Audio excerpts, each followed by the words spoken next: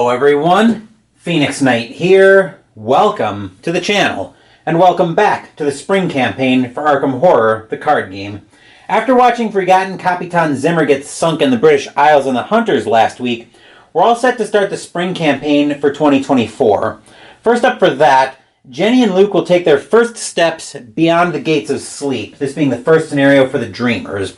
We're going to spend quite a bit of time with our Phoenix Knight from the past, so we're going to start off by setting the scene for the campaign.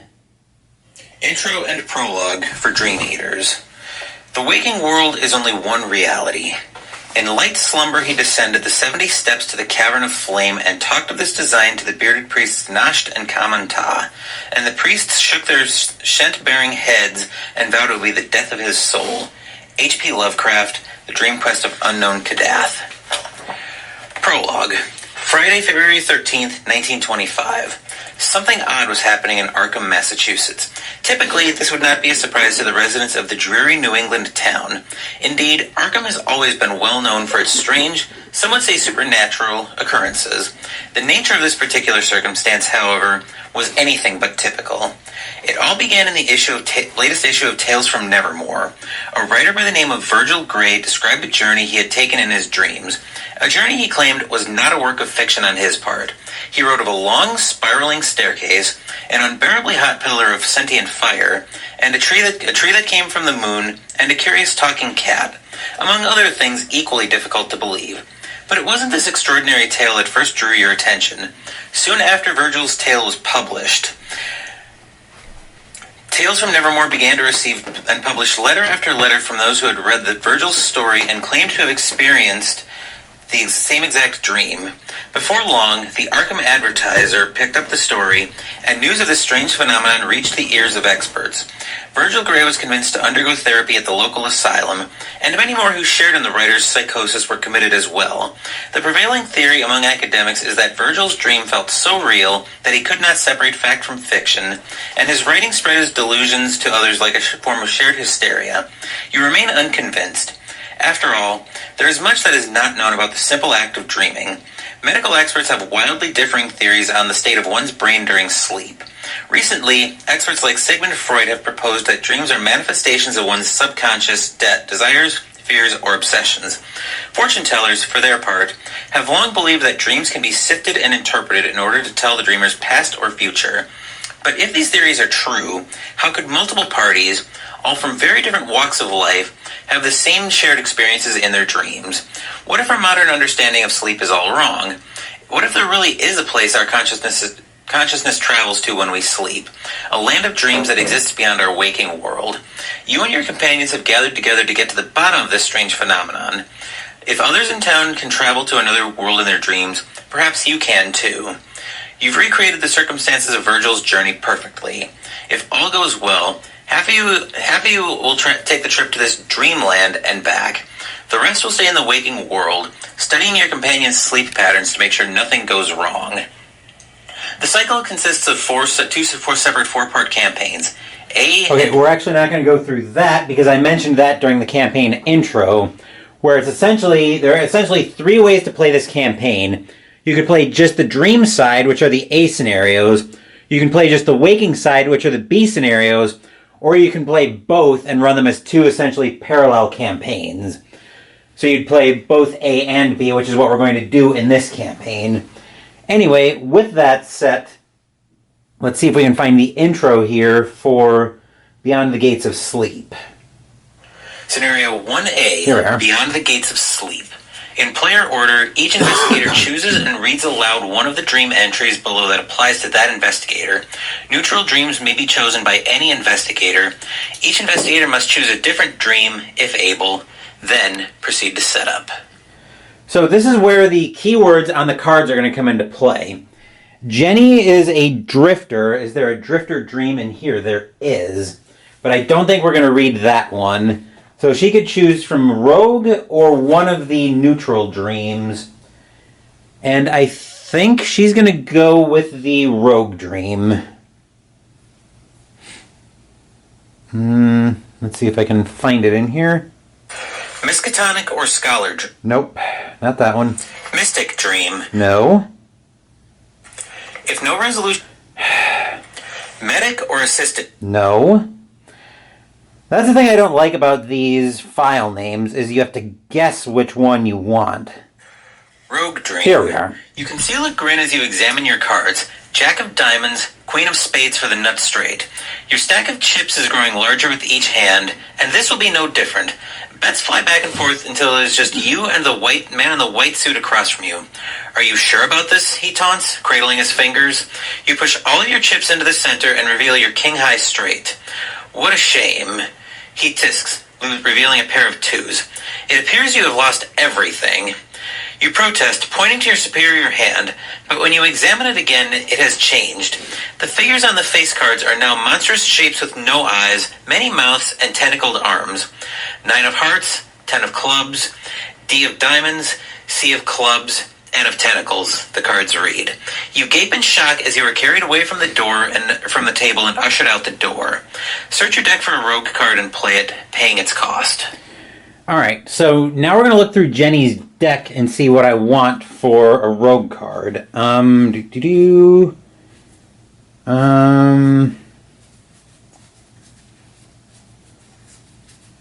got a few good options here, but I think... I think for now we're going to go with... Actually, yeah, we're going to do this one.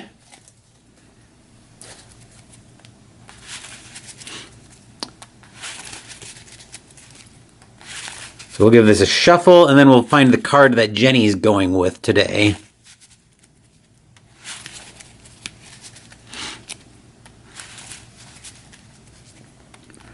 We'll go through the tarot reading after we go through Luke's dream, and I'll make sense of why I'm picking this card. So the card we're going to play for Jenny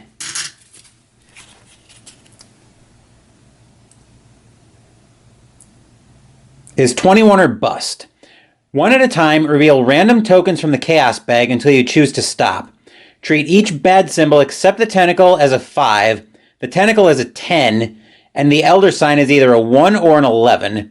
If the combined value of those cards, of these tokens, ignoring plus or minus, is 18 or less, gain 4 resources, 19 gain 5, 20 gain 6, 21 gain 9. So I've got the Chaos Bag over here. First token we pull out.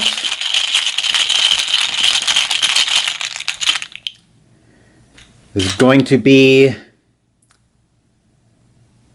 a 0, and as you can see, the Dreamers will be using the fancy tokens we'll be using fancy cast tokens from Orbits. Link to all the special components will be in the description down below. So that's a 0 for Jenny.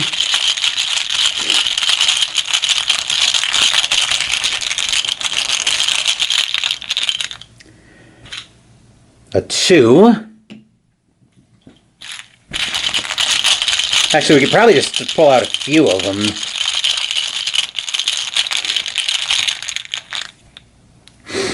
Alright, the Cultist is a 5, so that'll be 7.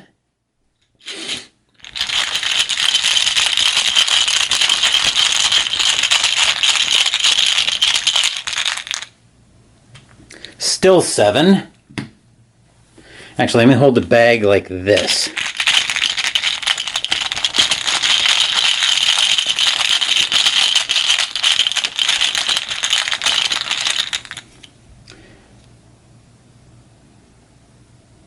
Eight.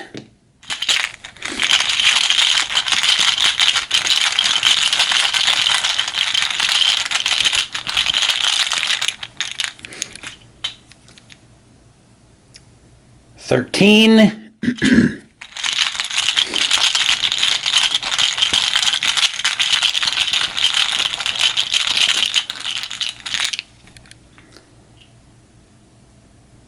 $15. Might as well go again.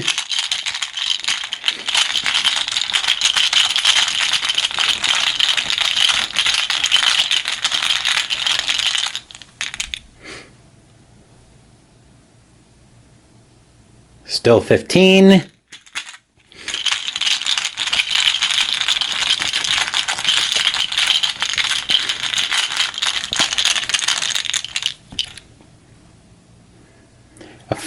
That's a 20, and I think that's where we're going to stop. Which means Jenny gets 6 resources. So that'll bring Jenny up to 9 resources.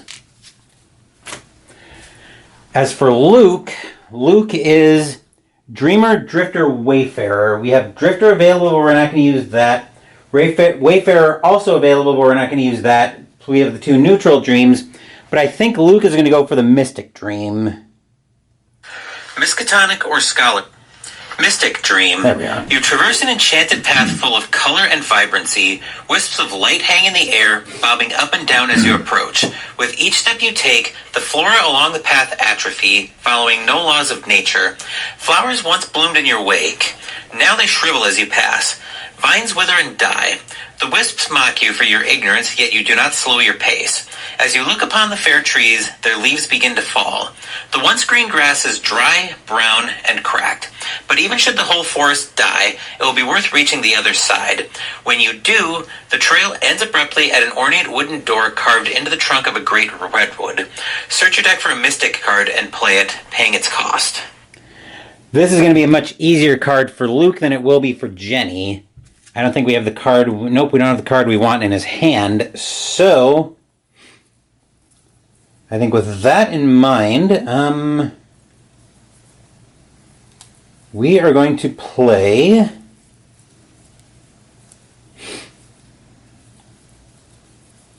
here we go. We're going to pay 4 to grab that out of the deck, and we'll reveal what that is once I give the deck a good shuffle.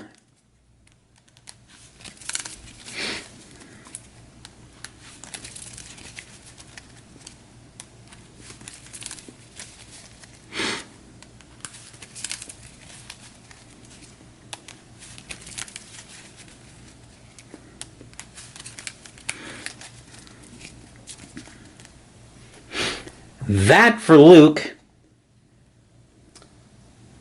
is Clairvoyance. 4 cost to play, uses 3 charges. As an action, spend a charge to investigate, using will instead of lore. If you succeed, discover 1 additional clue at this location. And if a good symbol is revealed during the investigation, take 1 horror. So we'll get the charges out for that. Now we're going to go for the tarot. Now let's go through the tarot reading next. On the good side, we left the Lover's 6. When the game begins, each investigator searches their deck for an ally asset, adds it to their hand, and shuffles their deck. On the bad side, we left the Chariot 7. Each investigator begins the game with 2 fewer cards in their opening hand and can't draw cards during their first turn. So the reason I had Jenny go get 21 or bust is because the ally she's grabbing is Leo De Luca, and she can play him with her very first action. So that's the reasoning for that. Let's take a look at opening hands. Jenny will, of course, be our lead investigator. She's got another copy of 21 or bust in hand. Then we've got Hard Knocks. 2 cost to play, combat and agility on commit. Resource dump for the same tests. And a copy of Intel Report. 2 cost to play, 2 lore on commit. Discover 1 clue at your location. When you play Intel Report, increase its cost by 2 to either discover 1 clue to 2 clues, or at your location at a location up to 2 connections away. You can increase the cost by 4 to do both, so that'd be a 6 cost. Luke's opening hand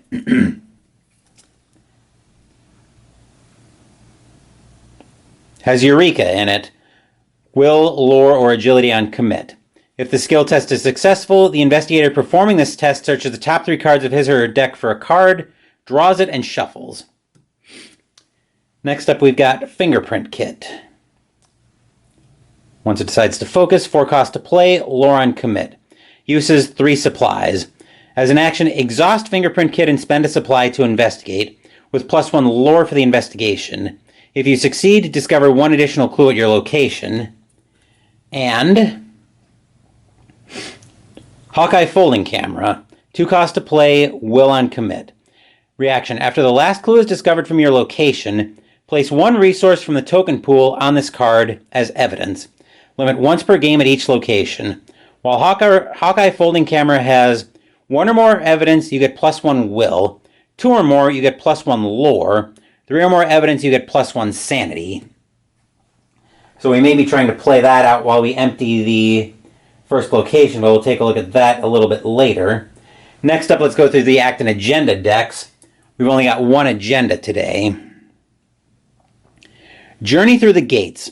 From your initial dreams, you have been drawn into a familiar dreamscape, the same one that Virgil Gray traversed in his story Tales from Nevermore. Is this real, or is your mind simply conjuring what it expects to see?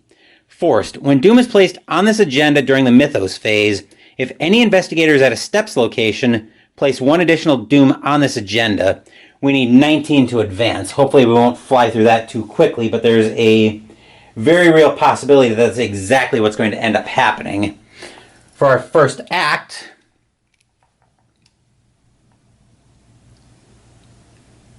we have Entering the Dreamlands. The door leading out of your initial dream takes you to a stone staircase. Thousands of different stairways join together here, forming an incomprehensible nexus of steps where worlds and stories join together. Where the stairs meet, they form a single spiraling pathway descending deeper into the land of dreams. Do not draw cards from the encounter deck during the Mythos phase. Objective. If any investigator enters the Cavern of Flame, immediately advance. Okay, so it looks like our objective here is just to get moving. Last up, Jenny and Luke will move over to the map, so let's join them over there. Jenny and Luke are starting off at the 70 Steps of Light or Slumber, so let's take a look at this. This is a Steps location, so we'll need to be aware of the agenda. You are no longer in your own world. A spiral of twisting stone steps hangs suspended in the ether with no visible means of support. At the bottom of the steps is an island landing, also floating in the void, where a tall golden gateway leads into a brightly lit cavern. This flips into Shroud of 2 clues. Forced. When you leave the 70 steps, take one horror for each card in your hand in excess of 5. As a fast action, choose and discard one card from your hand. So we get the 2 clues there. And then we'll look at the Cavern of Flame since it is somewhat relevant to our situation. It's also a Steps location. You can't enter the Cavern of Flame unless all of the clues on the 70 steps have been discovered. On this landing, there was a huge gate that spanned the width of the rocky platform. Gold, bronze, and glimmering, the gate reached skyward and appeared to go on forever, disappearing into a rolling darkness above that reminded me of storm clouds. Jennifer Brozek, To Fight the Black Wind. To Fight the Black Wind is actually Carolyn Fern's novella that gives you Carolyn's alternate cards. But of course, we're not playing with Carolyn in this campaign. With that, we're all set to get into this first scenario. We are declaring start of game, so the Lover's 6 kicks into effect, which means each of our investigators can go get an ally, and indeed, as I alluded to at the start of when I was going through Jenny's dream, we'll give Jenny's deck a shuffle. The card she was after was on the bottom.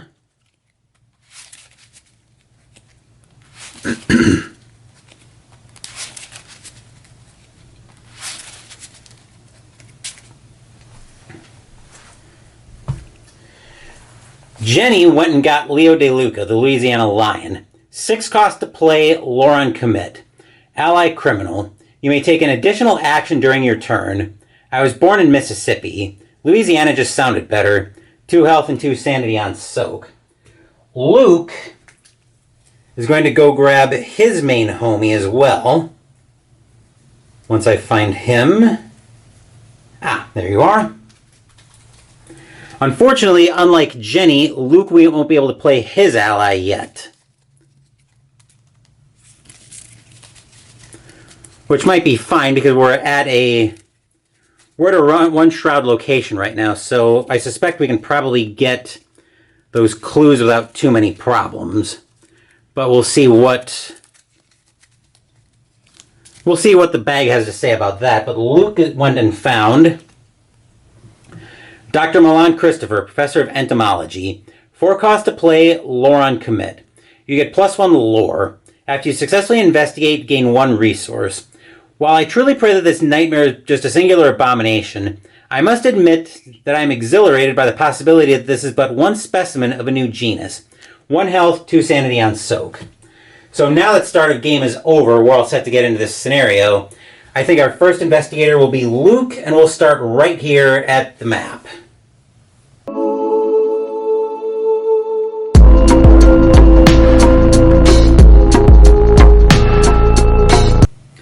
Action 1 for Luke is going to be to spend a charge off clairvoyance to try to get those clues. So he's using will instead of lore.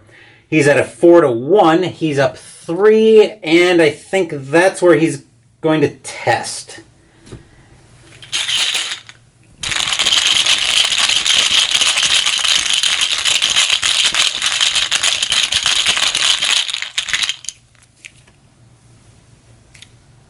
Rune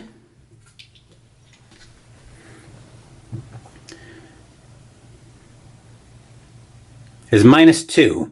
If you fail and this is an attack or an evasion attempt against a swarming enemy, add 1 swarm card to it. We neither fail, nor is this an attack or evasion against a swarming enemy, which means Luke gets both clues off the location. For action 2, now that the Cavern of Flame has been emptied, we'll move Luke into the Cavern of Flame. We'll take a look at this, and then we'll go advance the act, because our objective was to get in here. And we only have 4 cards in hand, so Luke won't take any horror. So this is a second action, which means we'll find Shroud of 9, no clues. Forced. At the end of the Mythos phase, each investigator in the Cavern of Flame takes 1 damage. In light slumber, he descended the 70 steps to the Cavern of Flame and talked of this design to the bearded priests, Nasht and Kamantah. And the priests shook their shent-bearing heads and vowed it would be the death of his soul. H.P. Lovecraft, The Dream Quest of Unknown Kadath. Alright, let's go ahead and advance the act.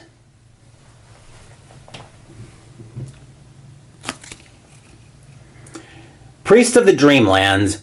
At the center of the cavern is a pillar of flame flanked by 2 robed, bearded men. You recognize this scene from the writings of Virgil Gray. The priests, the cavern, it is all just as he described. Either you have ventured into the same dreamscape, or you are sharing in his delusions. You must be tested, one of the priests says enigmatically. Your ordeal will be great, and thus, so too will be your trial. Each investigator loses all of their clues. Put the set-aside Nasht and Kamantah enemies into play in the Cavern of Flame.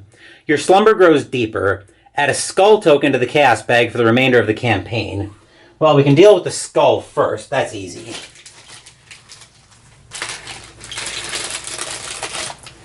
There's another skull going into the bag. We'll give that a shake up.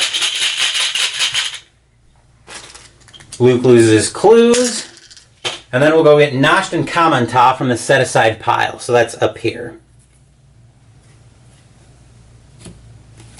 Alright, so first up we'll take a look at Kamantah. Priest of the Dreamlands, 2/3/2. Dreamlands Warden Elite. Aloof and Retaliate. Parlay. Test Will or Lore 2 to prove that you are worthy to enter the Dreamlands. This test gets +1 per investigator difficulty. If you succeed, flip Kamantah over and resolve the text on his other side. If you fail, Kamantah attacks each investigator at his location. Forced. After you defeat Kamantah, flip him over and resolve the text on his other side. He does 1 damage on attack. And Nasht, the other priest of the Dreamlands. Aloof and Retaliate, 2/3/2 as well. Parlay, test Combat or Agility 2 to prove that you are worthy to enter the Dreamlands. This test gets +1 difficulty. If you succeed, flip Nasht over and resolve the text on his other side. If you fail, Nasht attacks each investigator at his location.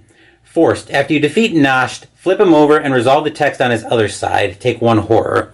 So those are all 4 tests. But before we get that far, we have a new act to go through.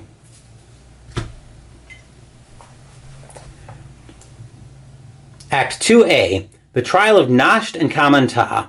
The barred golden gates beyond will not open for you. Only the priests can judge whether you are worthy to pass through to the steps below. They cross their weapons, a steel halberd and a silver scythe, in front of the gates. Do not draw cards from the encounter deck during the Mythos phase. If neither Nasht nor Common Ta are in play, that should probably be is in play, immediately advance. So now we need to convince Nasht and Common Ta that we're worthy to enter the Dreamlands. And I think we'll start off with that by having Luke for action 3. He's going to parlay with Common Ta, and he's going to commit Eureka to the to a will test to go up 1.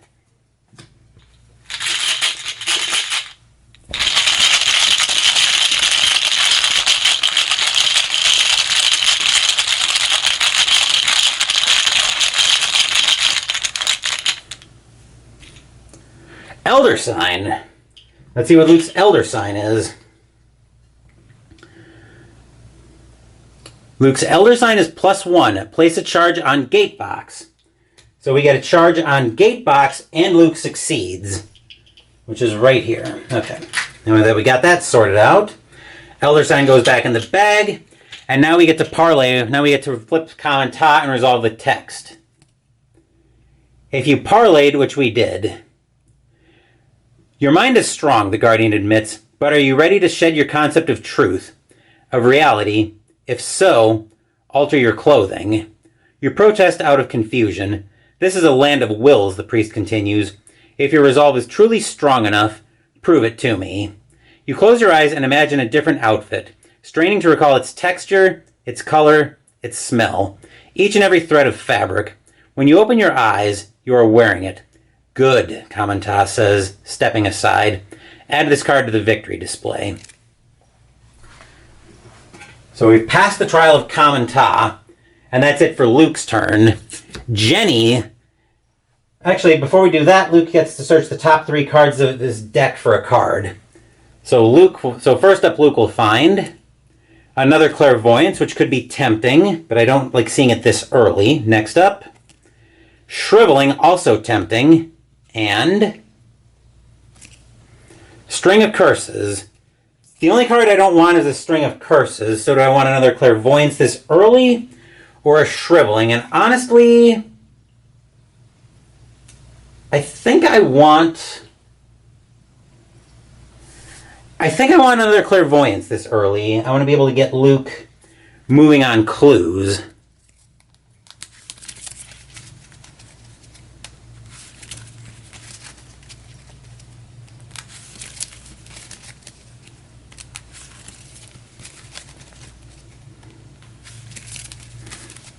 I'll give that a shuffle. And that will do it for Luke. Jenny's action 1, which is going to net out to nothing, because she's going to spend 6 resources to play out Leo De Luca, which we looked at earlier when we went to go grab him. So now Jenny has another action for the turn. Action 2, she'll move into the Cavern of Flame as well. Action 3,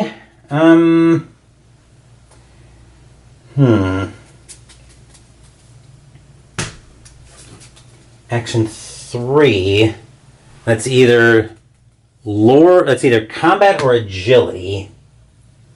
I think action 3 we're going to spend 2 resources to play out Hard Knocks,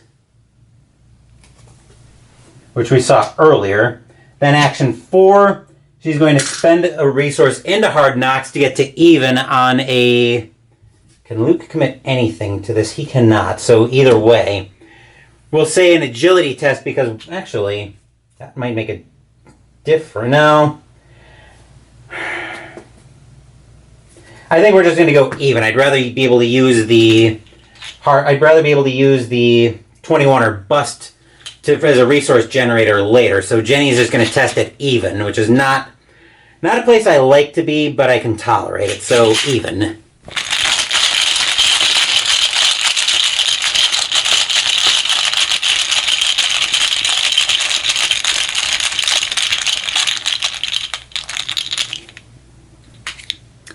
Tentacle touched. No surprise there, so we do get attacked. so both Jenny and Luke will take a horror out of that. Alright, so that will do it for the investigation phase. Enemy phase, Nosh is our only enemy, but of course he's aloof. So we'll reset everything here. And then we'll move back up top for the upkeep phase.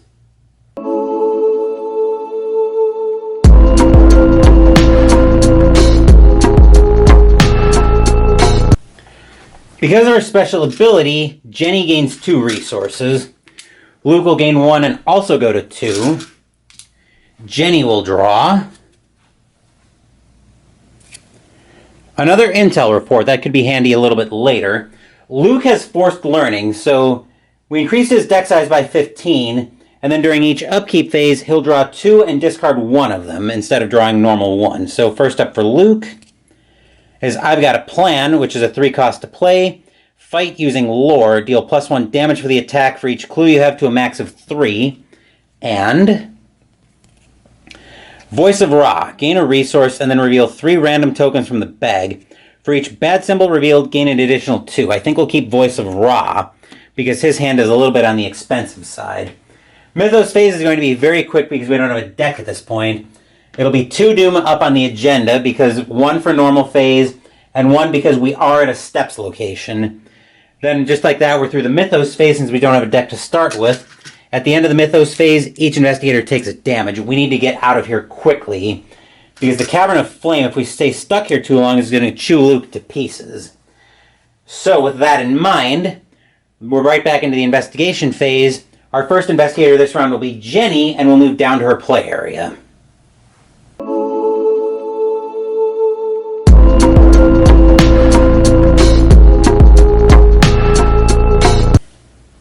Jenny's first order of business is we're going to play her other 21 or bust. I want to get some resources to be able to put into a hard knocks test on Nosh to try to parlay that clear. So we'll start revealing tokens from the bag.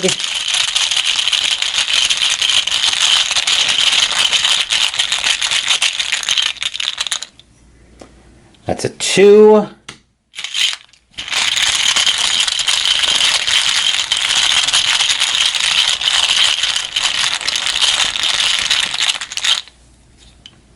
Seven.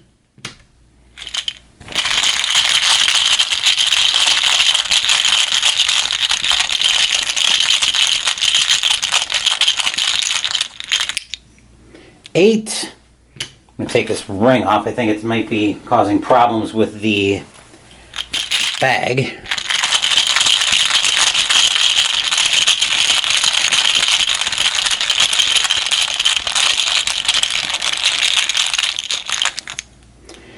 The tentacle is 10, so that's 18. I know I've got a lot of small symbols in there, but 4 resources is not a bad haul. That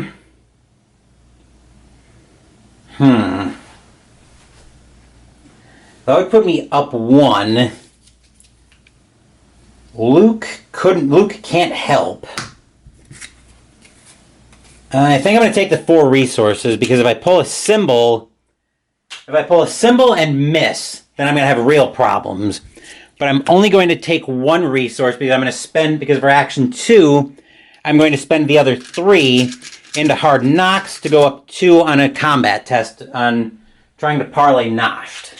So we're up 2.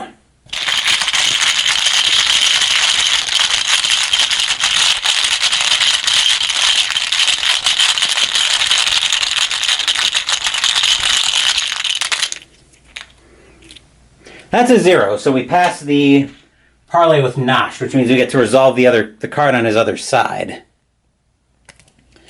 If you parlayed with Nosh, which we did, your quest will lead to death, the priest foretells. Prove that you can survive what is to come, and I shall let you pass. Show me your weapon. You open your hand and reveal the first weapon that comes to your mind. Nosh slaps it out of your hand. That is not a weapon. Show me your true weapon. You think for a moment. What weapon could the Guardian possibly be referring to? What weapon could help you survive in a place like this? Then the answer hits you, plain as day. You point to your temple, and Nosht nods. Very well. Add this card to the victory display.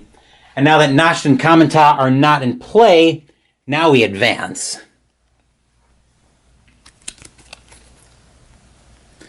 Satisfied that you are worthy to enter the Dreamlands, the priests step aside to let you pass, and the gate beyond opens. Before you step through, one of them grabs you by the wrist and gives you a final warning. Your journey shall take you beyond the lands of the gods. The eye of chaos is upon you now. Follow the path and you shall be safe. But beware, he tightens his grip. Stray not from the path. Each investigator loses all of their clues which they didn't have. Put the set aside 700 steps, base of the steps, and enchanted path locations into play. Your slumber grows deeper. Add a skull token to the chaos bag for the remainder of the campaign.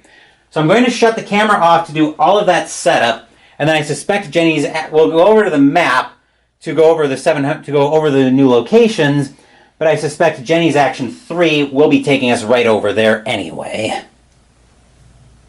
It might be a little bit hard to see, but we've got the 700 steps up here, then the base of the steps and the enchanted path over here. Try to get the laser pointer out so I can point it out. Let's take a look at our new act, and then Jenny has 2 actions left. Act 3A, the final descent. Spiraling stairs descend below for what seems like an infinity. Do not draw cards from the encounter deck during the Mythos phase. Objective, if each investigator is at the enchanted path, immediately advance. So we're trying to get down here. Jenny's action 3 will take her into the 700 steps. So we'll take a look at that. And of course, still a steps location, so we need to be sensitive to Agenda 1A. The 700 steps of deeper slumber. So asking a farewell blessing of the priests and thinking shrewdly on his course, he boldly descended the 700 steps to the gate of deeper slumber. H.P. Lovecraft, The Dream Quest of Unknown Kadath. Flips into Shroud of 2 clues. Forced, when you leave the 700 steps, take 1 horror for each card in your hand in excess of 3. Fast action to choose and discard 1 from hand. Alright, so we'll get the 2 clues out for that. And then action 4 for Jenny, she's going to take a resource. I want to keep these intel reports until a little bit later. That'll do it for Jenny. And actually, before we get to Luke's turn, the base of the steps is relevant in one way. You can't enter the base of the steps unless all of the clues on the 700 steps have been discovered. Eventually, the steps gave way to loamy soil, coiling up the bottom few steps in a bed of glowing fungi whose shapes defy natural convention. Alright, now we're into Luke's turn. So action 1, he's going to move over to the 700 steps. Action 2, he's going to use a charge of clairvoyance. He's at a 4-2, he's up 2. Actually, before we do that, we're going to spend 2 resources to play out his Hawkeye folding camera. So we've got that. Now action 3, we're going to spend the charge of clairvoyance. So he's a 4-2, and I don't think Jenny... Nope, Jenny's got 2 intel reports, all lore, so she can't help him. Luke is up 2.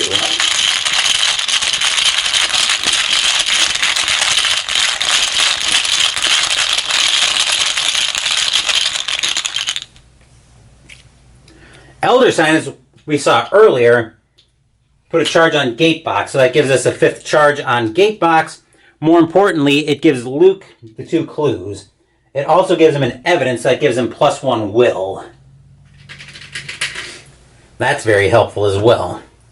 And that will do it for Luke. That'll do it for the investigation phase. Enemy phase, we have no enemies in play right now, so we'll reset everything. And then we'll move back up top for the upkeep phase.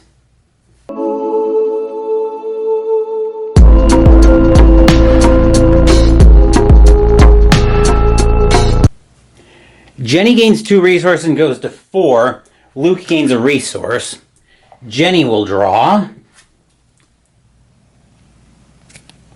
Arcane Studies. 2 cost to play. Will, lore on commit. And it's basically hard knocks for will and lore tests. Luke with Forced Learning will draw. First up, Panic, which means we have to take that.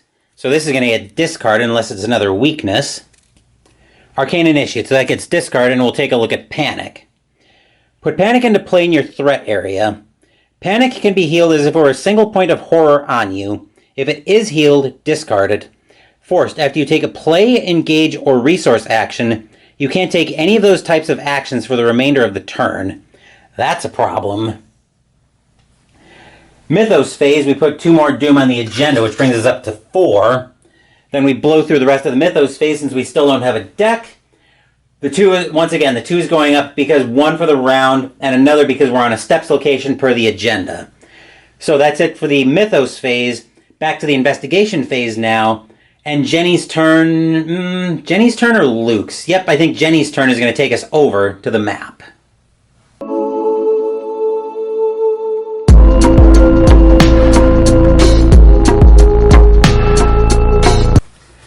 Both Jenny and Luke have exactly 3 cards in hand, so neither one will be taking horror from the 700 steps this turn.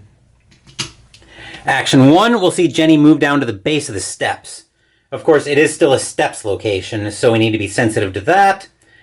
On the back here, Shroud of 3, 2 clues. Forced, after you enter the base of the steps, if you have at least 1 card in your hand, test Will X. X is the number of cards in your hand after committing cards to this test. If you fail, for each card in your hand, you must either take 1 horror or discard that card. So we get the 2 clues there. And then Jenny's got to test Will. Right now it's a 3, but that's after we commit cards to the test. So I'm going to commit Arcane Studies for 1 will, and that'll actually put me up 2, because that's giving me an icon and dropping the test down to 2.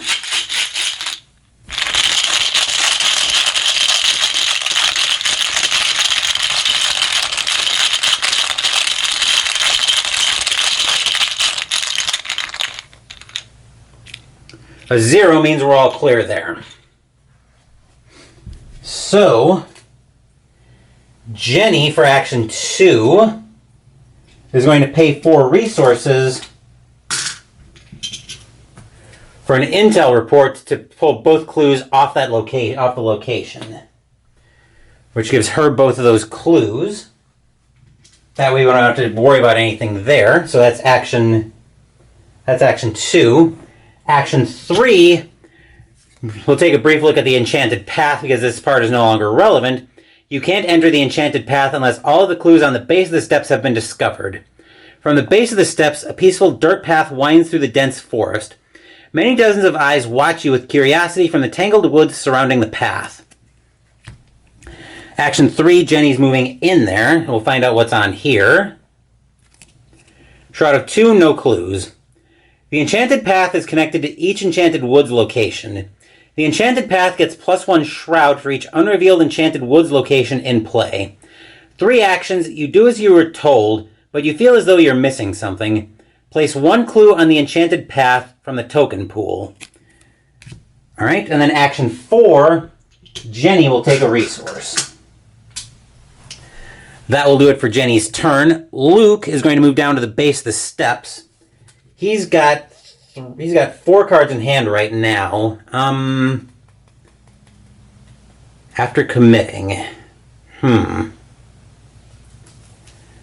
think we're going to test at even then. Because I want to use Voice of Ra for the same reason I used 21 or Bust earlier. So we're at even.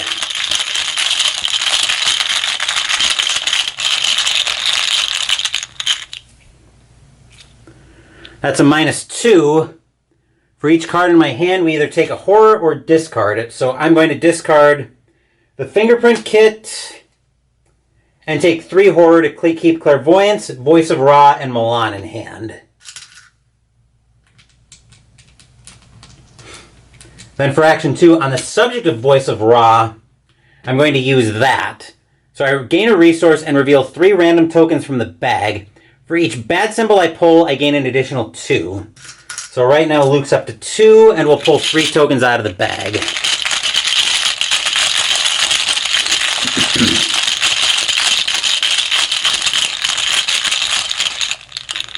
One, two, 3. Okay. Let's see what we find here. 1 bad symbol, so we get an additional 2 resources. Unfortunately, that is a play, so we can't do that for the rest of the round. Action 3, though, we'll move Luke over to the Enchanted Path. And once each investigator is at the Enchanted Path, we immediately advance. So let's see what's on here. Into Enchantment. When you reach the base of the stairway, you find yourself in an otherworldly oak forest. The forest floor is thick with countless years of fallen leaves, and you are surrounded by glowing fangs of all shapes and sorts. The soil is pierced with gnarled roots, and the trees are strangled by invasive vines. A winding dirt path leads deeper into the woods. Each investigator loses all of their clues. Your slumber grows deeper. Add a skull token to the cast bag for the remainder of the campaign. Your slumber grows deeper. Well, we did all that. Remove each step's location from the game. Randomly choose 6 of the set-aside Enchanted Woods locations to put into play. Remove the other copy from the game. Shuffle all the remaining set-aside and scenario cards, except for Laboring Gug and Randolph Carter, Expert Dreamer, to form the Encounter deck. From now on, investigators draw cards from the Encounter deck during each Mythos phase as normal. So I'm going to shut the camera off to do all of that. Then we'll come back with a look at the new map as it's presented. Once again, the glare might be making it a little bit hard to see, but we've got the 6 Enchanted Woods all in a circle around the Enchanted Path, which is where Jenny and Luke are at the end of the round. We'll take a look at Act 4A. All you have to do is stay on the path. Forced. After the first time any investigator enters an Enchanted Woods location, record in your campaign log, the Dreamers strayed from the path. Objective. Only investigators at the Enchanted Path may spend the requisite number of clues as a group to advance, and we need 10. And just to save myself some time, since I'm 100% certain at this point that we are going to be straying from the path, I'm just going to record that now.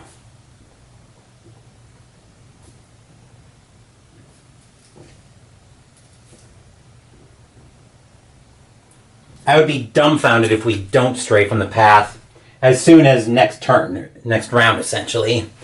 So, that's it. That was Luke's last action. Enemy phase, we still have no enemies in place, so we'll reset everything. And we'll move back up top for the upkeep phase.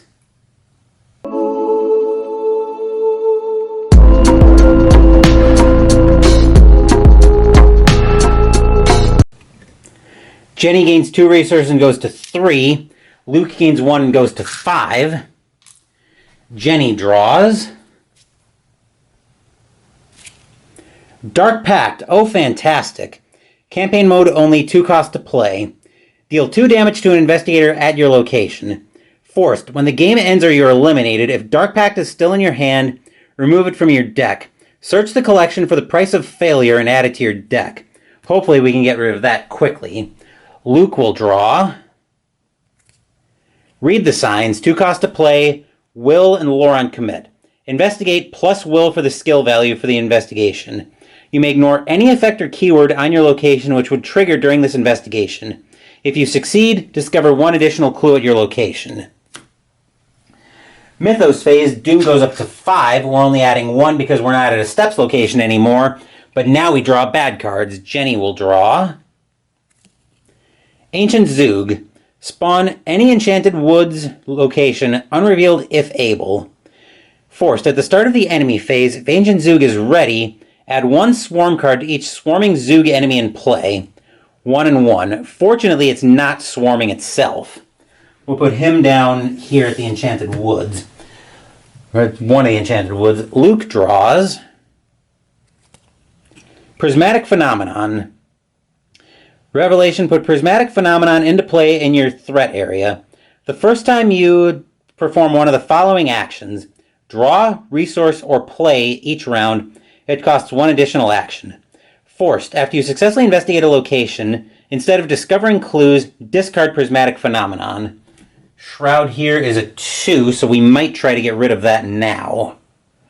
I'll have to give that... Oh, wait. Luke should have drawn... Hold on. Luke should have drawn 2 cards. So that's Read the Signs and... Deduction. Ooh, this is a tough one.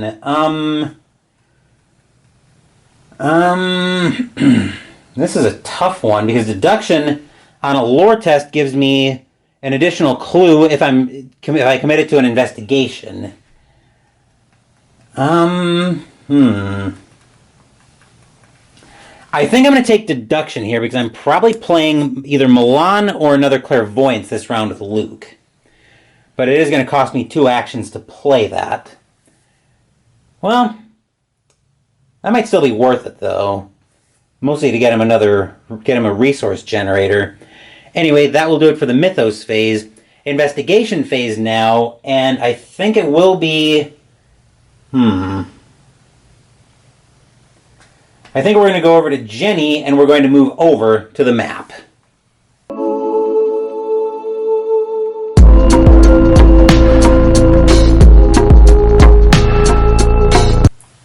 In a move that will probably shock almost no one, Jenny's going to proceed to stray from the path. We're going to move over to this Enchanted Woods location. Drawn deeper into the lush forest, you stray from the path. Let's see what we find here. Shroud of 3, 2 clues. Forced. After a Zoog enemy with the swarming X keyword spawns at this location, add 1 additional swarm card to it. He remembered 1 particular village of the creatures near the center of the wood. H.P. Lovecraft, The Dream Quest of Unknown Kadath, Victory 2. We'll get the 2 clues out for that. That was action 1. Action 2, Jenny's going to take a resource. Action 3, she's going to spend all of them for another intel report to discover 2 clues at the location.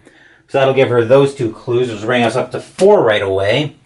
Then action 4, she'll move back to the Enchanted Path. That's it for Jenny. Over to Luke next.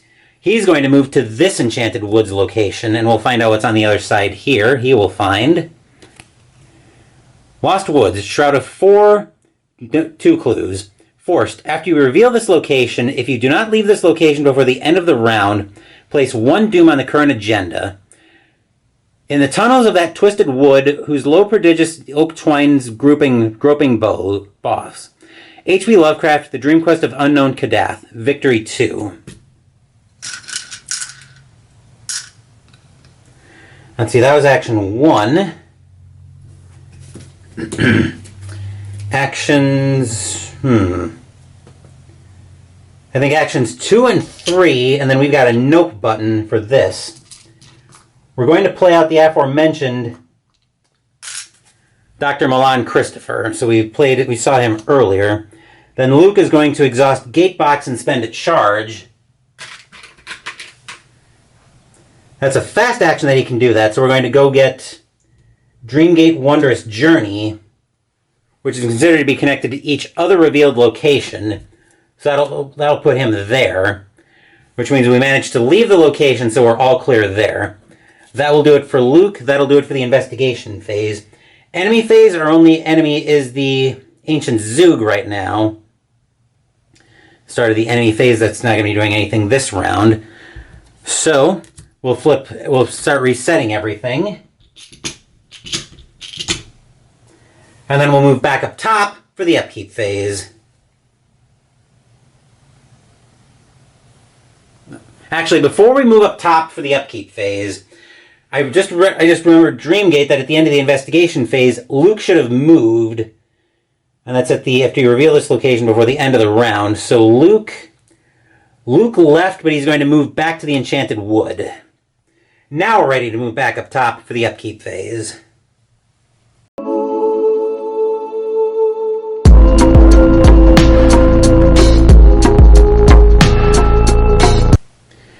Jenny gains 2 resources, once again because of her special ability. Luke gains a resource and goes to 2. Jenny will draw. Lone Wolf, 1 cost to play, agility on commit, limit 1 per investigator. When your turn begins, if there are no other investigators at your location, gain 1 resource. I don't mind being on my own. That's when I do my best work. Luke will draw 2 and discard 1, so first card up with Forced Learning, Luke will find. Azure Flame, it's basically Clairvoyance with attacks. Could be a good play. And Detached from Reality, so we actually have to take Detached from Reality. Revelation, if Dreamgate Wondrous Journey is already in play, flip it over. Otherwise, search your bonded cards for Dreamgate, Pointless Reality, and put it into play. In either case, disengage from each enemy engaged with you and move to Dreamgate. So Luke is now at... So we'll flip Dreamgate over, take a look at that. Pointless Reality, Shroud 6. Bonded with Detached from Reality. Enemies and investigators other than Luke can't enter Dreamgate. Reaction, after you successfully investigate Dreamgate, flip it. Forced, at the end of the investigation phase, set Dreamgate aside out of play. If Luke is here, move him to any revealed location and he takes 2 horror. So Luke is going to end up at Pointless Reality, which could be a problem going into the Mythos phase, which we are now. 6th Doom on the agenda. Jenny will draw. Law of Igoroth, Pandemonium, Peril Hidden. Revelation, secretly add this card to your hand. You can't play or commit cards to skill tests with an odd number of words in their title. A word is any text separated by spaces. Action, discard a player card with an even number of words in its title from your hand. Discard this card from your hand. Oh, yikes. We can't... Okay, so we have a couple of even cards. One of them is a weakness, though, so we can't discard that voluntarily. Luke will draw. Law of Igoroth, Discord. You can't commit cards to skill tests with an odd number of total skill icons on them. Action, discard a player card with an even number of total skill icons from your hand to discard this card. So we've got... Oh, yikes. We got 2 odds in hand, so we'll have to... Well, it might not be that bad to go digging for that, but... Okay, that's a little interesting. So that'll bring us back to the investigation phase. Jenny will be first up, and her turn will take us over to the map.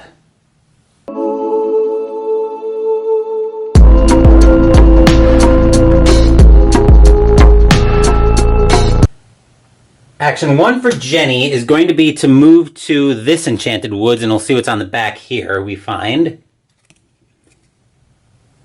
Shroud of 2, 2 clues. While you're investigating this location, it gets +1 shroud for each card in your hand. At that spot, a mighty slab of stone rests on the forest floor, and those who have dared approach it say that it bears an iron ring 3 feet wide. H.P. Lovecraft, The Dream Quest of Unknown Kadath. Victory 2. So we've actually had a bit of a web of connections here. So that's connected here. Okay. So right now for Jenny, that would be a 5, unless I want to get 2 cards out of my hand to work on investigating it, and I think I do. So I'm going to discard, so for action 2, I'm going to discard Lone Wolf to discard her Law of Igoroth for Pandemonium. I have to discard a card with an even number of words in it. Action 3, she'll investigate. She's now up 1.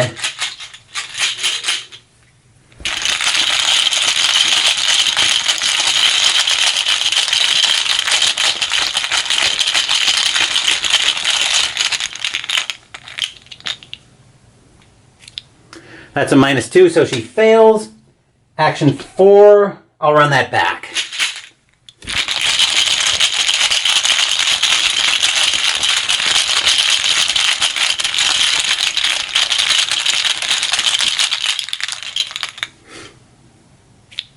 A 0 gets her a clue. Right now, Jenny's surprisingly doing all of our investigation work. Luke is unfortunately at Pointless Reality, so this might be a good turn to do a little bit of setup. So I think for action 1, Luke will draw a card. He will draw an Occult Lexicon, 2 cost to play, Lore on Commit. Limit 1 per deck. Forced. After Occult Lexicon enters play, search your bonded cards for 3 copies of Bloodright. Add 1 to your hand and shuffle the other 2 into your deck. When Occult Lexicon leaves play, find each of these copies of Bloodright, even if they're out of play, and remove them from the game. And I think for actions 2 and 3, he's going to take resources to do a little bit of setup. That's at the end of the investigation phase. We'll move Luke to the Enchanted Woods, and he'll take 2 horror from that. So now we need to be a little bit careful with his health, but that will do it for Luke. That'll do it for the investigation phase. Enemy phase, our only enemy right now is the Ancient Zoog, but it's not really doing anything here. Which means we'll flip everything over. Okay.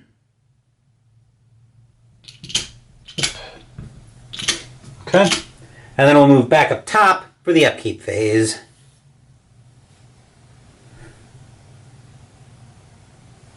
Wait a minute, hold on.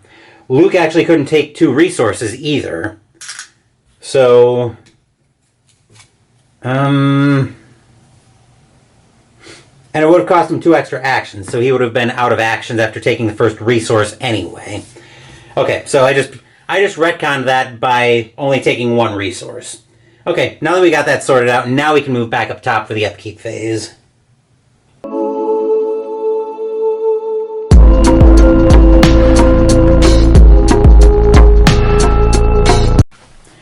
Jenny gains 2 resources and goes to 4. Luke gains a resource and also goes to 4. Jenny will draw. You handle this one. Fast, play after you draw a non-peril card encounter card, but before resolving that card's effects. Choose another investigator. That investigator is considered to have drawn that encounter card instead. Gain a resource. 0 cost to play, lore, and agility on commit. Luke will, of course, draw 2 with Forced Learning. First up, he'll find Open Gate, Myriad Fast. Play only during your turn. Attached to your location, group limit 3 in play. Investigators may move between any 2 locations with an attached open gate as if the locations were connected. Second card up is a Sword Cane. Playing it does not provoke attacks of opportunity. After it enters play, immediately trigger its action ability without paying its cost. As an action, exhaust Sword Cane to fight or evade. You may use your will in place of your combat or agility for this attack or evasion attempt. I think we're going to take the Sword Cane. Mythos phase, Doom on the agenda goes up to 7. Jenny draws. Furtive Zoog, 3/1/1. Spawn engaged with the lowest investigator at your location with the lowest combat. Pray for the lowest combat, so it's looking for Luke. Retaliate, swarming 1. Although they live mostly on fungi, it is muttered that they also have a slight taste for meat. H.P. Lovecraft, The Dream Quest of Unknown Kadath. So that makes friends with Luke, does a damage on attack. Luke will draw. Deeper Slumber. Revelation, put Deeper Slumber into play in your threat area. Your maximum hand size is reduced by 3, and it is checked after each time you draw 1 or more cards. 2 actions to discard it. Luke's threat area is getting very crowded now. For the investigation phase, let's say we drop down to Jenny's play area and see what she might be able to do about that.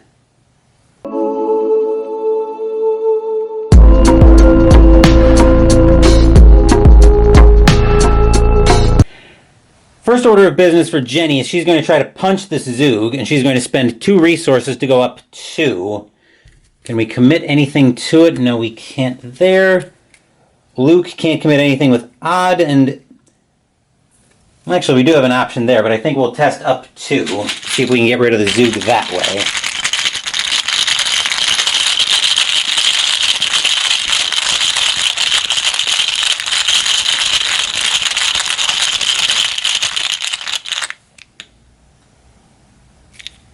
+1 says the Furtive Zoog goes bye-bye. So that's gone. So that was action 1 for Jenny. Actions 2 and 3, she'll get rid of Luke's Deeper Slumber. And then action 4, she'd be at a 4 right now. I think she's going to spend 2 resources to get rid of Dark Pact. So she'll deal 2 damage to herself. Because I don't want to have Luke taking 2 damage. So we'll get that out of her hand now. That will do it for Jenny. Let's move over to Luke's play area next. Luke's hand right now is very much handcuffed because all he's got right now is odd skill icons. We probably need to get rid of this Law of Igoroth very soon. I think for action 1, that's going to be a 5 against a 7 test unless I play something.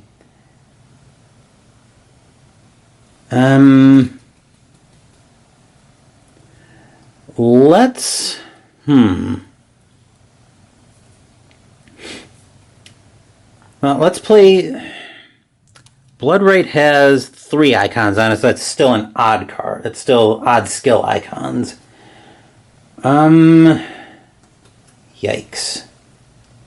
Well, I think we're going to spend 4 resources for action 1 to get a second copy of Clairvoyance out, which will bring that down to a 6. Still not a great place to be testing at, but probably not completely impossible. Especially if Jenny can maybe give him a little bit of help. She might be able to, actually. Right now, if he uses Clairvoyance, he'd be at a 5. Nope, that wouldn't help him out at all.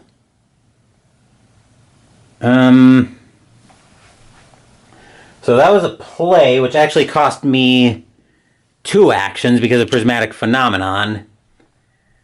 Action 3, Luke will draw a card. He will draw an open gate, so we can use that to get rid of the law if we need to. That'll do it for Luke. That'll do it for the investigation phase. Enemy phase, the only enemy right now is the Ancient Zug, but we're trying to keep the swarms under control to deal with that. So we'll flip everything over. And let's move back up top for the upkeep phase.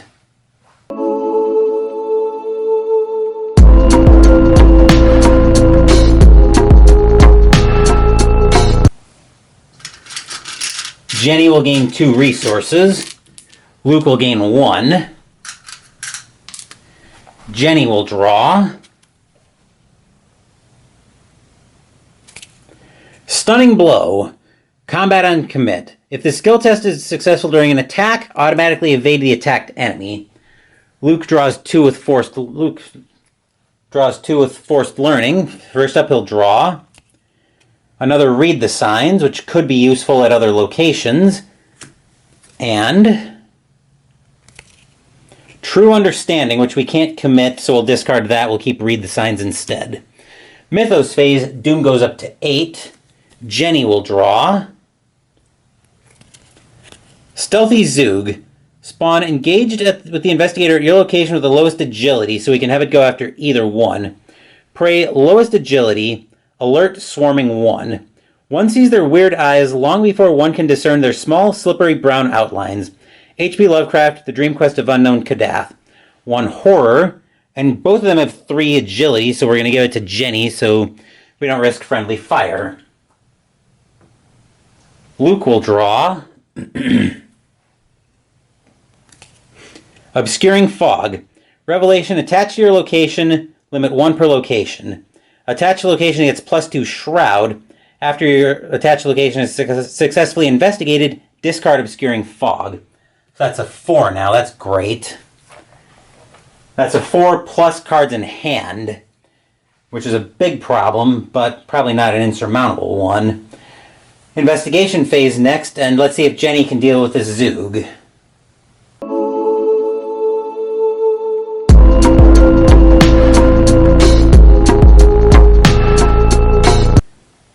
Jenny's right hook worked on that furtive Zug earlier. Let's see if she's still got a good right hook on this stealthy Zug. Up 2. Jenny's up 2, not the Zug.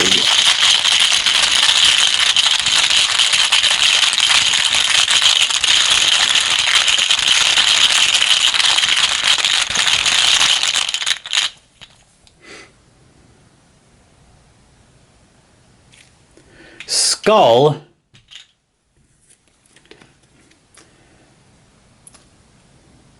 is -X, where X is half the number of cards in your hand rounded up. Right now I have 2 cards in hand, so that's -1, which means Jenny's right hook is still good enough to take out the stealthy Zug. Action 2 will take us over to the map. Action 2, Jenny's going to move to the Enchanted Path. Action 3, she's going to move up to this enchanted woods, and we'll find Shroud of 1, 2 clues. Forced. After this location is revealed, spawn the set-aside laboring gug at this location. Finally, the great light of those thicker fungi revealed a sinister green and gray vastness pushing up through the roof of the forest and out of sight. H.P. Lovecraft, The Dream Quest of Unknown Kadath. Victory 1. Oh joy. So we get the laboring gug. 552. Hunter, but the laboring gug can't enter the enchanted path. 3 damage and a sanity on attack. Victory 1. That's engaged to Jenny. We need the 2 clues there.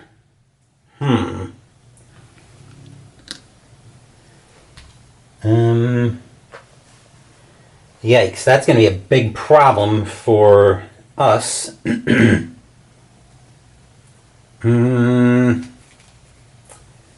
I try to evade it now? Yikes. That's bad. Yeah, I think I do have to try to evade it. So Jenny is up 1. I'm going to spend 2 resources to put her up. Let's spend 1 to put her up 2.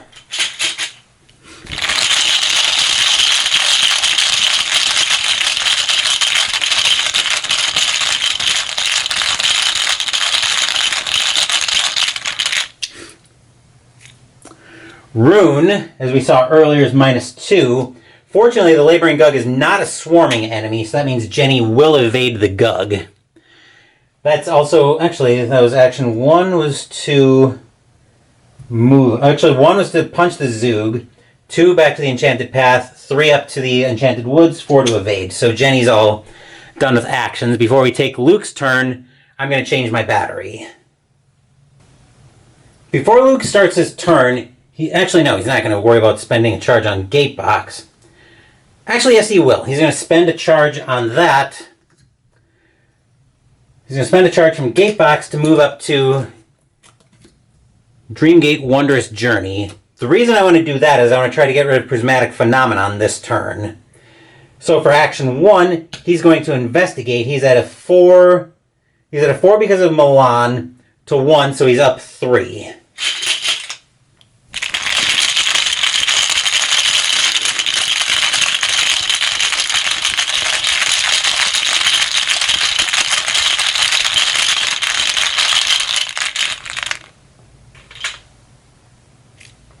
+1 means we get rid of Prismatic Phenomenon.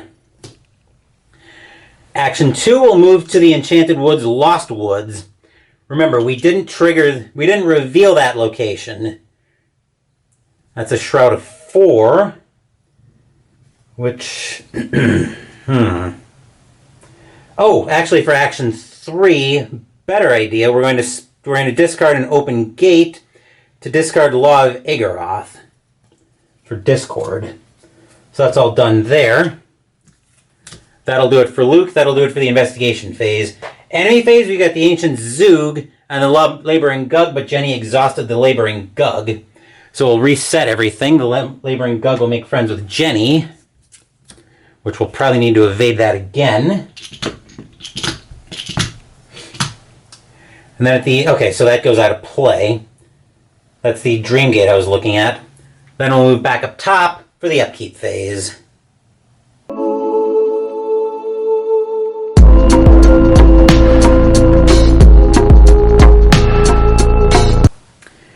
Jenny gains 2 resources and goes to 3.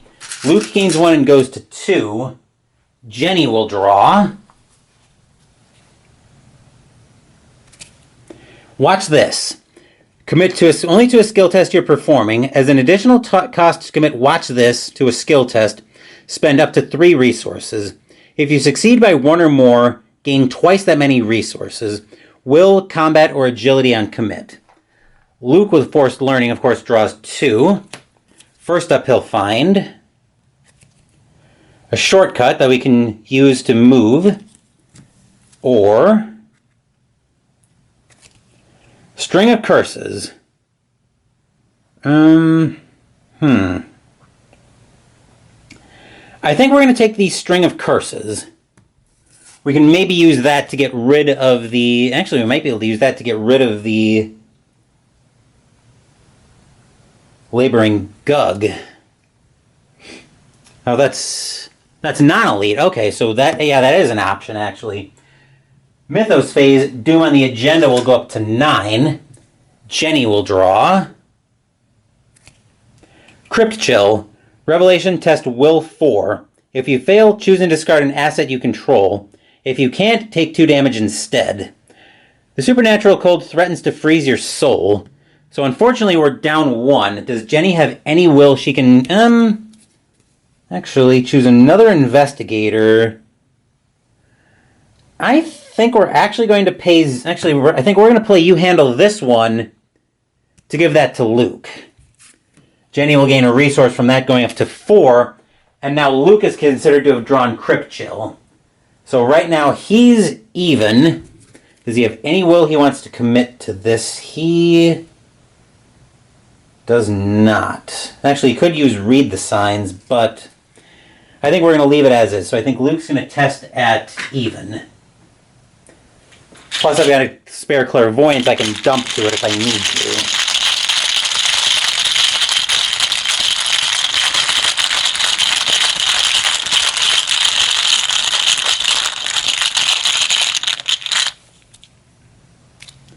Not needed. 0 means Luke's all clear of that, and then Luke's actual card is Law of Igaroth Chaos. You can't play cards or trigger abilities on player cards with an odd printed resource cost, which is currently only the gate box. Discard a player card with an even printed resource cost from your hand. Discard this card from your hand. We have ways to get rid of that, so I'm not too worried about that one. That's it for the Mythos phase. Investigation phase, and I think Jenny's turn will start us off in her play area.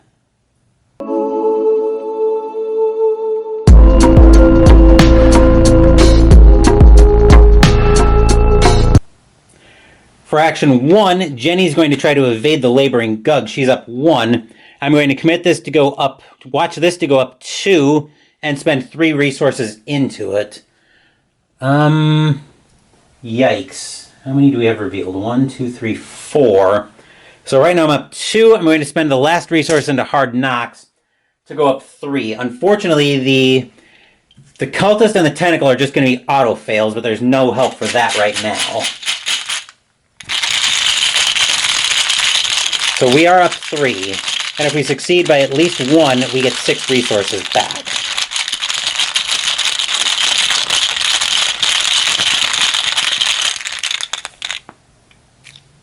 Which, that's a 0, so we evade the laboring Gug and get 6 resources back.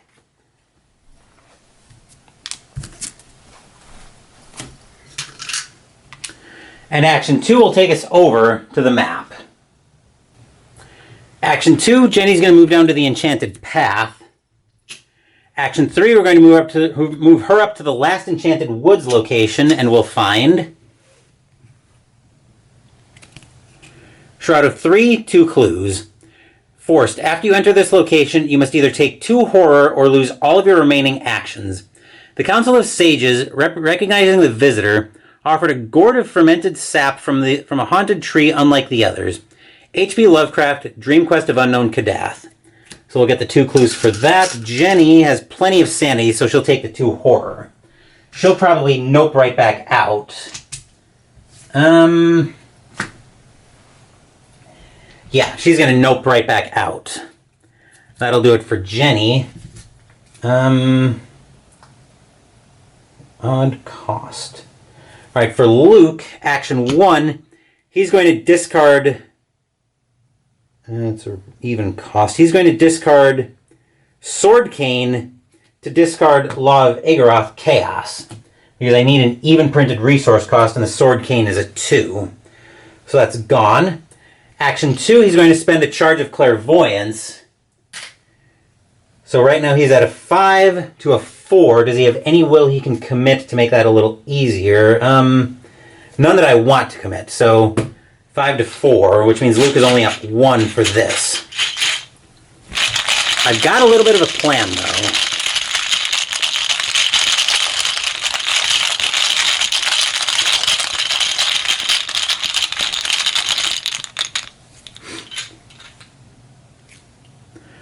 Unfortunately, it doesn't involve the rune. The rune, Luke does fail that test, which is unfortunate. I'll spend a charge from the gate box to move him up to Dreamgate Wondrous Journey. And then action 3, he's going to spend his last 2 resources to play Read the Signs. And we're going to investigate. We're going to play that on the Enchanted Woods. So he's at a... So we can add my... Actually, we could use that on the Lost Woods. That might be a better play, actually. Because we're going to be +1 will. We're +1 will because of the Hawkeye folding camera. That's an 8. Yeah, I think we're going to do that instead. So we're going to use it on the Lost Woods, which will be 8 to 4. Luke will be up 4. Yeah, up 4. Now we've got 5 revealed. I think it's fine. We're up 4.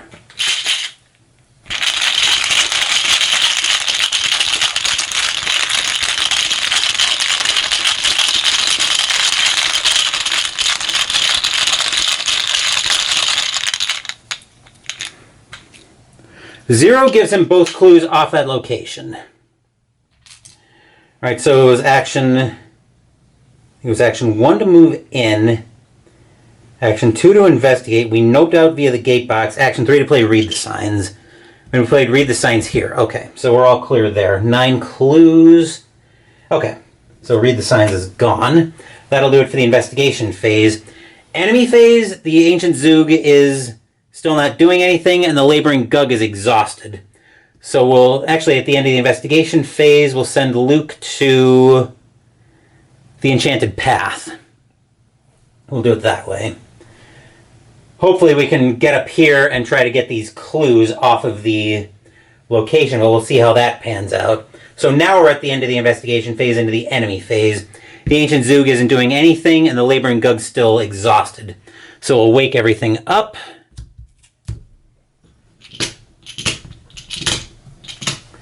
And then we'll move back up top after we get Wondrous Journey out of play for the upkeep phase.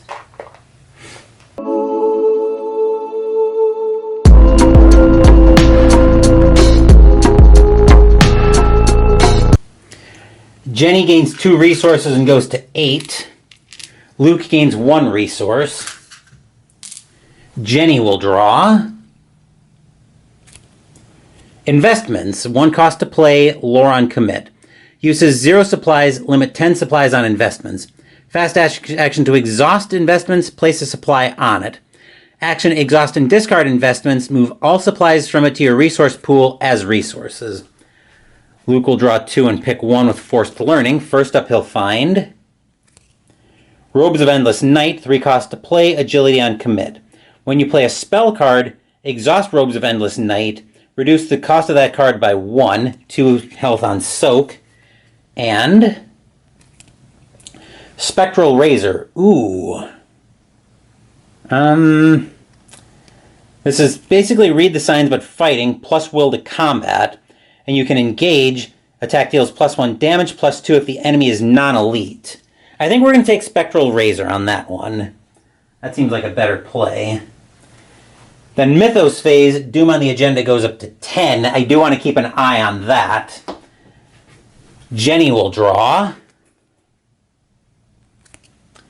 Somnophobia. Revelation test will 5. For each point you fail by, take 1 horror to a maximum of 3. For the purposes of counting icons committed to this test, lore, combat, and agility count as matching icons, and will and wildcard count as 2 matching icons. Right now she's based down 2. I think we're going to commit both investments and stunning blow to get to even. So it's not a great spot to be in, but we've got plenty of sanity to play with.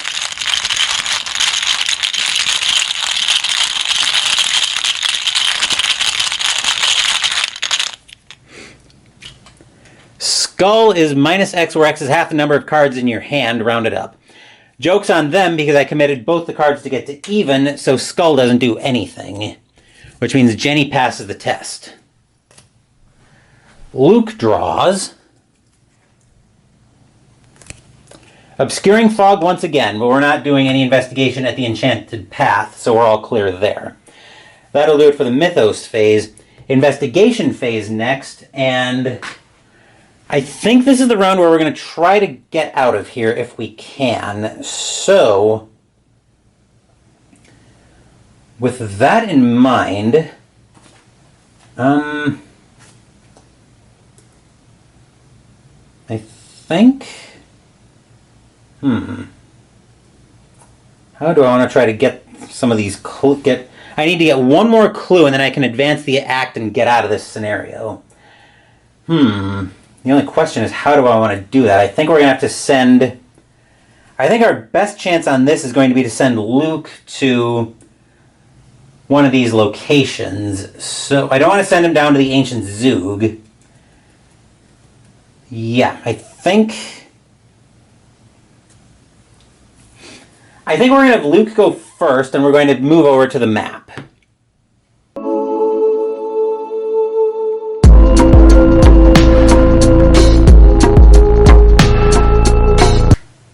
Luke actually should have another charge on Hawkeye folding camera. Actually, the charge I've been using is this one.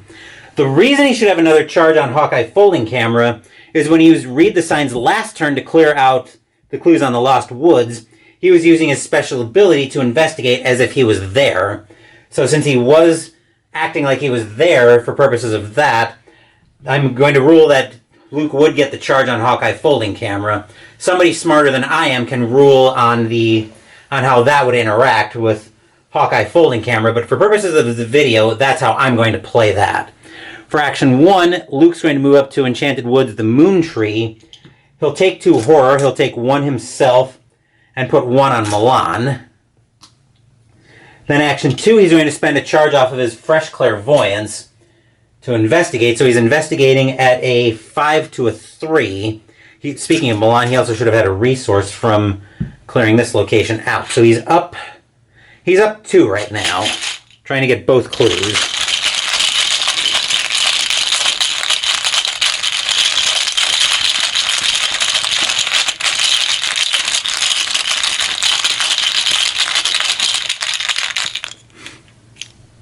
+1 gets him both clues.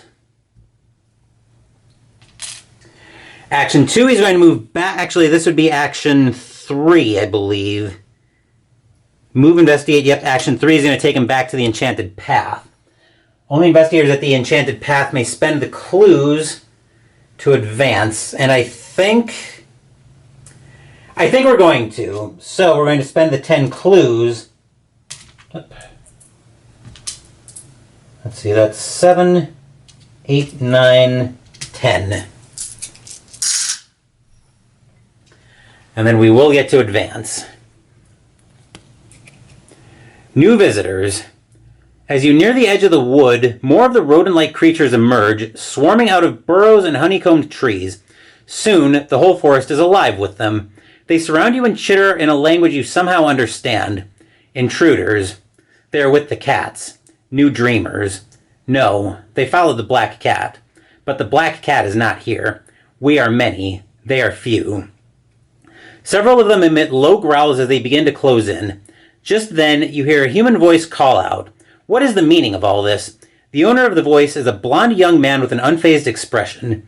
He is flanked by a pack of angry cats, each of whom falls into step beside him, save for one scarred old cat who takes the lead. You realize that this man speaks not to you, but to the creatures all around you, who slink backwards as they are scolded. Then, to your ever-growing surprise, the scarred cat speaks. Your tribute is late. The investigators must decide. Choose one. Step back and watch this surreal scene play out. R1. Interrupt the scarred cat and handle this yourself. R2. Let's just watch the scene play out. We could use all the information we can get. So, with that in mind, we're going to move back up top for R1.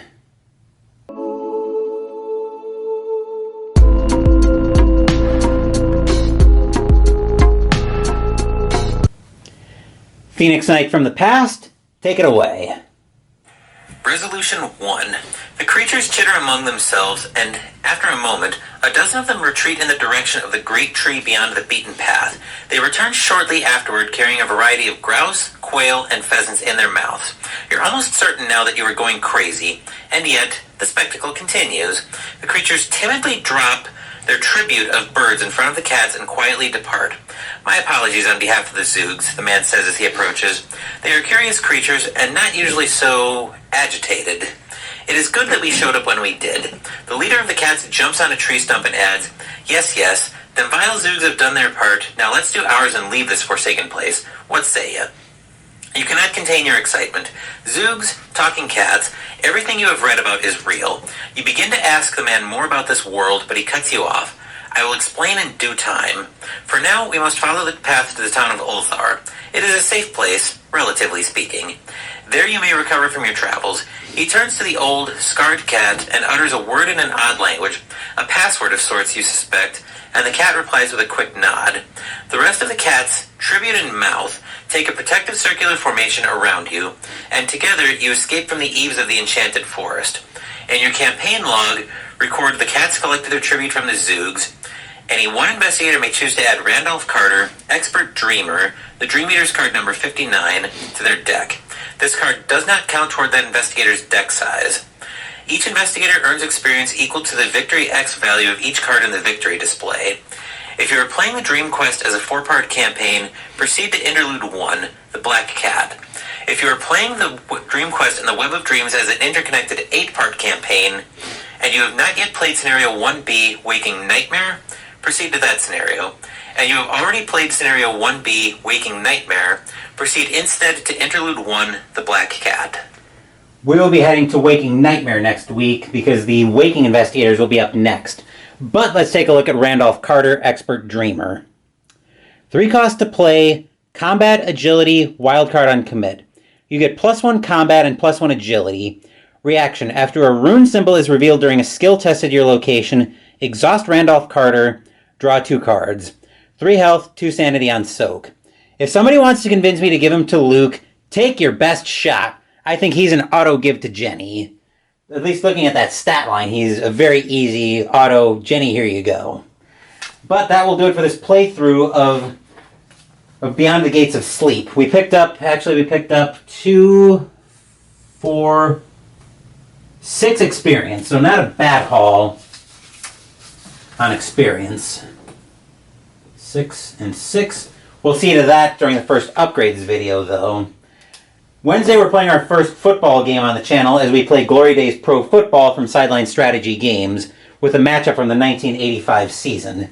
Saturday, we're continuing Mystical Munchies out of the Dungeon Meister cookbook with the side Marshmallow Golem. As I mentioned, next week, the Waking Investigators will be up for their first scenario, Waking Nightmare. Thank you for watching the video. Please give the video a thumbs up and subscribe to the channel. Be sure to turn on notifications so you get my content. Be well, stay safe, take care of yourselves and your loved ones, and I'll be back with more videos in the future. Until then, take care everyone.